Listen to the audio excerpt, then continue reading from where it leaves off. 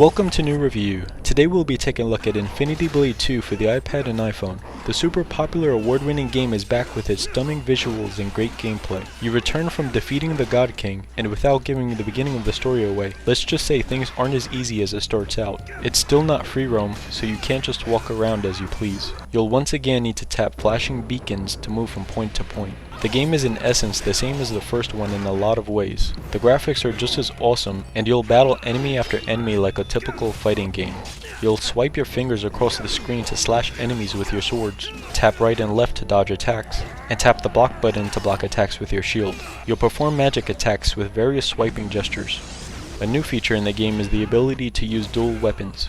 While it'll increase your attacks, you'll have to sacrifice your ability to block since you won't be able to hold a shield. Instead, you'll simply duck, which of course isn't nearly as effective as blocking.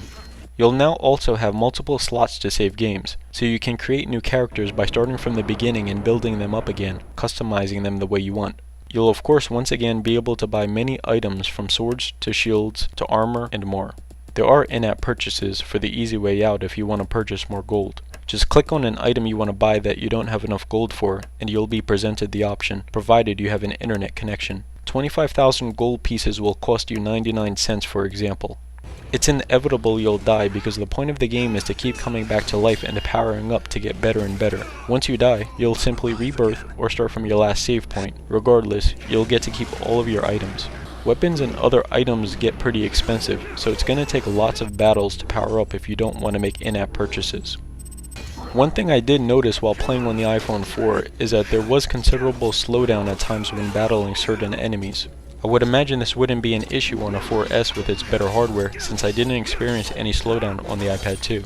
Something that annoyed me in the first game that still occurs with this sequel are the many quick cutscenes during battles.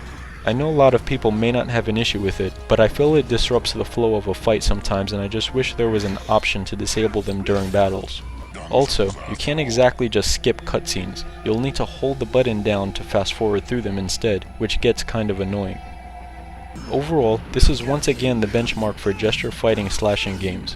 The enemies are more difficult and come at you with different attacks from many angles. It's a long game and you'll need to put in work to power up.